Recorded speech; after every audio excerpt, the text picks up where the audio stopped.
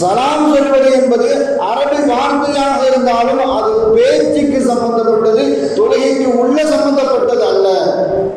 அதனால சலாம் சொல்வது கூட மார்க்கத்தில் கூடாது தொழுது கொண்டு இருப்பவருக்கு என்பதாக மார்க்கம் வன்மையாக கண்டிக்கும். ஆனால் தொழுகையில் நின்று கொண்டு நாம் நம்மளுடைய மொழியிலேயே தர்ஜிமா செய்து தொழ ஆரம்பித்தோம் என்று சொன்னால் மார்க்கம் மார்க்கமாக இருக்காது. அதனால தான் உமரல்லாஹு அவர்கள் சொல்லி காட்டினார்கள், தஅல்லமுல் அரபிய்யா ஃபஇன்னஹா தீனக்கும், நீங்கள் அரபி மொழியை கற்றுக்கொள்ளுங்கள், அதுதான் உங்களுடைய மார்க்கம். நாம நம்மளுடைய வணக்க வழிபாடுகளை செய்வதாக இருந்தால் அல்லாஹ் அக்பர் என்று சொன்ன வானில் இருந்து தக்பீர் கட்டி தொழ ஆரம்பித்த பிறகு சலாம் கொடுத்த பிறகு நாம் செய்யக்கூடிய ஒவ்வொரு தஸ்பீஹும் சுப்ஹானல்லாஹ், அல்ஹம்துலில்லாஹ், அல்லாஹ் அக்பர் அனைத்துமே அரபியில் இருப்பதன் காரணத்தினால், அதனுடைய தாற்பயத்தை அதன் மொழியிலேயே நாம் உச்சரிப்பதன் காரணத்தினால் நமக்கு நன்மைகள் அதிகமாக போய் சேரும். ஏன்னு சொன்னா ஸல்லல்லாஹு அலைஹி வஸல்லம் சொல்லி காட்டுவார்கள், அலிஃப் லாம் மீம் என்பது ஒவ்வொரு நன்மை கிடையாது. அலிஃப் என்பதற்கு 10 நன்மை, லாம் என்பதற்கு 10 நன்மை, மீம் என்பதற்கு ஒரு 10 நன்மை. நாம தக்பீர் கட்டிட்டு அல்ஹம்து சூரா ஆரம்பிச்சு சொன்னா அல்ஹம்து சூரால கிட்டத்தட்ட 7 வசனங்கள்ல எத்தனை எழுத்துக்கள் இருக்கின்றதோ அத்தனை எழுத்துக்களையும் அரபியில உச்சரிக்கும் பொழுது நாம என்ன செய்யறோம் சொன்னா, அதிகமாக குர்ஆன் ஆரம்பிக்கும் போது தமிழ்ல படிக்கிறதுக்கு நாம முயற்சி செய்யறோம். அது அரபியை கொச்சப்படுத்துற மாதிரி. சில வார்த்தைகளை அரபியில படிக்கும் போதுதான் அதனுடைய தாற்பயம், அதனுடைய அர்த்தமே வரும். ஒரு புள்ளி மாறிட்டன்னு சொன்னாங்க, அரபியில் இருக்கக்கூடிய ஒரு புள்ளி மாறிவிட்டால் அர்த்தமே அப்படி மாறிவிடும். லம்மா கலக்கல்லாஹு ஆதம் அலைஹிஸ்ஸலாத்தை அல்லாஹ் தஆலா படைத்தான்.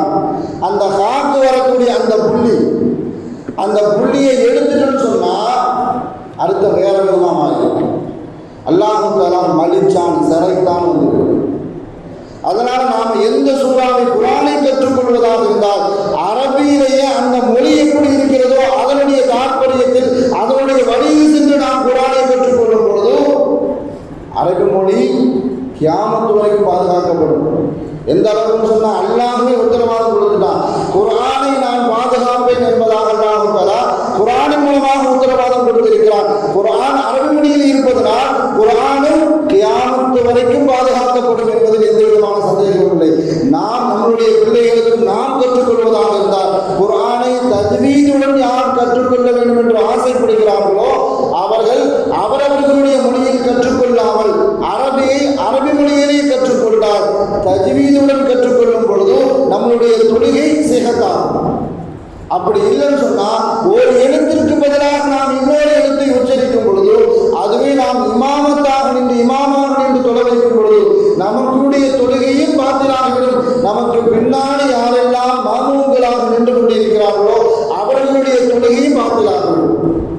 ஒட்டுமொத்த தொழுகைக்கும் அல்லாஹ்வுடைய தர்பாரில் நின்று நாம பதில் சொல்லக்கூடிய நிலைமை ஏற்பட்டுள்ளது. அதன் காரணத்தினால் நபி ஸல்லல்லாஹு அலைஹி வஸல்லம் அவர்கள் நமக்கு எதை உணர்த்தினார்களோ அரபி மொழியை நேசியுங்கள் அப்படின்னு சொன்னால் குர்ஆனை அதிகமாக கற்றுக்கொள்வதற்கு நாம் முயற்சி செய்ய வேண்டும்.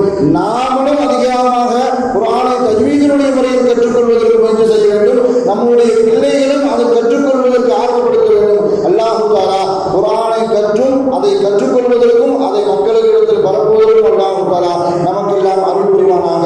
வாழும் காலமெல்லாம் நோய் நொடிகள் இல்லாமல் உடல் ஆரோக்கியத்தோடு மன நிறைவோடு இன்பத்தோடு அல்லாஹ் நின்று வணங்கி வழிபட்டு வாழும் நசீபை இல்லாமல் அல்லாஹ் உங்களுக்கும் எனக்கும் நம்மை ஈன்றெடுத்த தாய் தந்தையர்களுக்கும் நம் மனைவி மக்கள் உற்றார் உறவினர் யாவருக்கும் கொடுத்த அருள் புரிவானாக என்று கூறி எனது வாழ்க்கையை நிவர்த்தி செய்கிறேன். வாஹர் தாவானா அல்ஹம்துலில்லாஹி ரப்பில் ஆலமீன். அஸ்ஸலாமு அலைக்கும் வரஹ்மத்துல்லாஹி வபரகாத்துஹு.